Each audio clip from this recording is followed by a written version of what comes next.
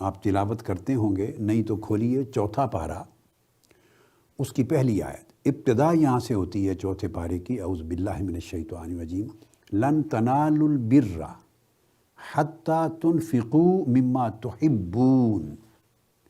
فرمایا تم ہرگز نیکی کو پا ہی نہیں سکتے، یعنی قرآن کی روح سے گویا تم لاکھ چاہو تم ہرگز نیک نہیں بن سکتے اللہ کی نگاہ میں۔ نیکی کا کوئی درجہ اللہ کی بارگاہ سے تمہیں نہیں مل سکتا جب تک کہ تنفقوا مما تحبون، جب تک جس شے سے تمہیں بڑی محبت ہے، پیار ہے، وہ چیز خرچ نہ کر دو۔ اور یہ مال و دولت کے لیے کہا ہے، مال کو کہا مما تحبون، جس مال سے، پیسے سے، وسائل سے تمہیں محبت ہے، وہ محبت جب دوسرے کی پریشانی پہ قربان نہ کر دو، اپنا مال اس پہ خرچ نہ کر دو، اس وقت تک تم نیکی کو نہیں پا سکتے، نیکی کی روح کو نہیں پا سکتے۔ اور اللہ کی نگاہ میں نیکوکار اور نیک اور صالح تصور نہیں ہو سکتے۔ دیکھیے نا، پہلا سبجیکٹ چوتھے پارے کی آیت کا یہ ہے۔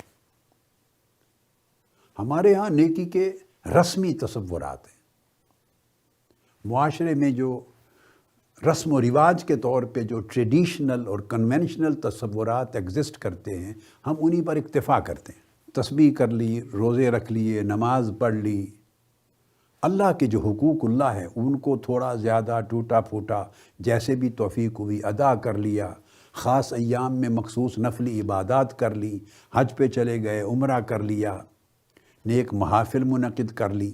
یعنی ہم جب اس طرح کے کام جن کا تعلق حقوق اللہ کی ادائیگی کے ساتھ اور عبادات کے ساتھ ہے وہ کر لیتے ہیں، اور تسبیح اور استغفار کر لیتے ہیں، ہم سمجھتے ہیں ہم نے نیکی کر لی یا نیکی کا حق ادا کر لیا۔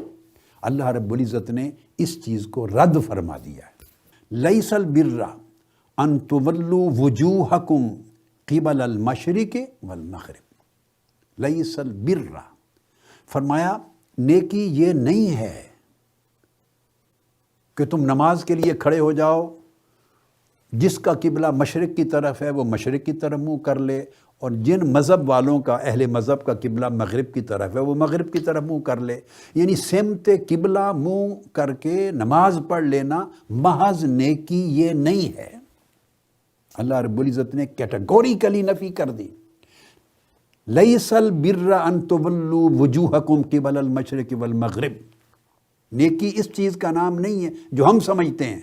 ہم نے نیکی کو ٹریڈیشنل باؤنڈریز میں بند کر دیا ہے، کنونشنل لیمٹس میں بند کر دیا ہے، جو رسم کی، روایت کی، ایک اپنی تصورات کی، سماجی تصور کا ایک اپنا چلا آ رہا ہے کنونشن سے، ہم سمجھتے ہیں بس یہ نیکی ہے۔ مشرکین مکہ، کفار مکہ کے ہاں بھی نیکی کے اس طرح کے تصورات تھے۔ کعبے کا طواف کرنے آتے، کپڑے اتار دیتے، ننگے طواف کرتے، وہ سمجھتے اللہ کے حضور اپنے آپ کو ننگا کر کے پیش کر کے طواف کرنا یہ نیکی ہے، اس میں عاجزی کا اظہار ہے۔ یہ رسمی تصورات تھے اور بیہودہ تھے۔ حج کے جب ایام آتے، احرام باندھ لیتے تو اکثر لوگ پھر اپنے گھروں کے دروازے سے داخل نہیں ہوتے، جب گھر داخل ہونا تھا گھر کے پیچھے سے نقب لگا کے توڑ کے داخل ہوتے، کہتے تھے یہ گھروں کے فرنٹ ڈور سے داخل نہ ہونا یہ نیکی ہے، یہ ان ایام کا تقوی ہے۔ یعنی یہ رسمیں ہیں، من گڑت رسمیں، فرسودہ رسمیں، اور یہ رسمیں آپ کو اصل نیکی کی روح سے دور کر دیتی ہیں۔ قرآن مجید اس کی طرف متوجہ کر رہا ہے، فرمایا وَلَٰكِنَّ الْبِرَّ مَنْ آمَنَ بِاللَّهِ، اور آگے پھر پوری آیت ہے، پھر وَآتَ الْمَالَ عَلَىٰ حُبِّهِ ذَوِي الْقُرْبَىٰ وَالْيَتَامَىٰ وَالْمَسَاكِينِ، بلکہ نیکی تو یہ ہے کہ پہلے اپنے ایمان کو مکمل کرو، اور ایمان مکمل کرنے کے بعد اللہ کی محبت میں اپنا مال خرچ کرو۔ یعنی ایمان کے فوری بعد نیکی کو ڈیفائن کرتے ہوئے اسٹریٹ اوے مال خرچ کرنا مستحقین پر، ان کی مشکل کو دور کرنا، ان کی حاجت روائی کرنا، ان کی تنگی کو ایڈریس کرنا، اس کو نیکی قرار دیا ہے۔ نماز، روزہ، اس کا ذکر بھی بعد میں کیا ہے۔ باقی جتنے عبادات اور معاملات ہیں سب کا ذکر اس پوری آیت کریمہ میں بعد میں آیا ہے۔ پہلے ایمان اور ایمان کے مان بعد اپنا مال جس رب پہ ایمان لاتے ہو اس کی محبت میں اس کے بندوں پر، محتاجوں پر، ضرورت مندوں پر خرچ کرنا، مال کی قربانی دینا، فرمایا یہ نیکی ہے۔